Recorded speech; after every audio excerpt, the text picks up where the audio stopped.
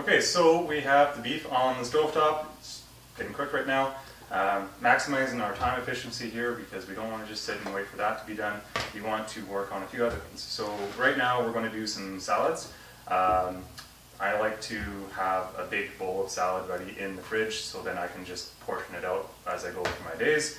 It takes up a little bit less room in the fridge than having stacks of containers. And once it's made, super easy just to go day by day, right?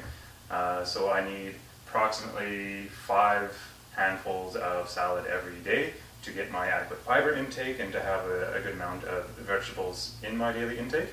So I have a few simple ingredients to make a big salad. Some sugar peas, baby carrots, tomatoes, some onion, bell pepper, and romaine lettuce. So really, really easy to do. Quite often I find that people don't have enough vegetable intake in their daily diet. So if you do this, it's going to be a lot easier just to do that on the way out the door. So Brendan's going to start chopping up some lettuce. There are a couple of things that you can consider when doing something like this. When we're making a generalized salad, first thing you always want to do is make sure that it is something that you're going to eat. So don't buy a bunch of vegetables you hate because you're not going to do it then.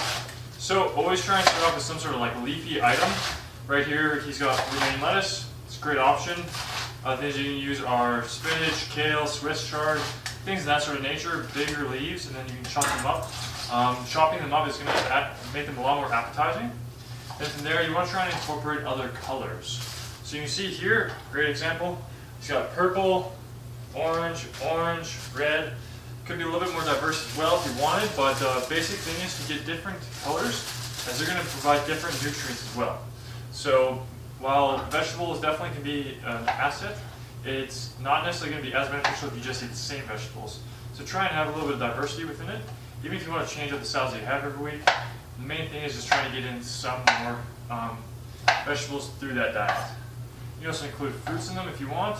You got that, always take into consideration the amount of calories that you're doing with that, because certain items like tomatoes or berries, stuff like that, things that aren't quite necessarily as fibrous, they're going to provide a bit more sugar and a bit more carbohydrates.